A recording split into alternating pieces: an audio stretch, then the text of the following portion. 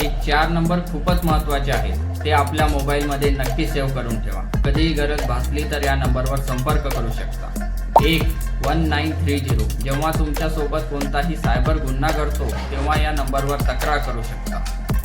1915 1915 हा ग्राहक helpline number आहे। जर कुठला दुकानदार किंवा व्यक्ती चुकीचा माल देतो तर या हेल्पलाईन नंबरवर तक्रार करू शकता। 1064 हा अँटी करप्शन म्हणजेच भ्रष्टाचार विरोधी किंवा आणि सतर्कता विभागाचा नंबर आहे। जर सरकारी अधिकारी लाच मागतो, आपलं काम करत नाही किंवा उद्धटपणे बोलतो तर या नंबरवर तक्रार करू शकता।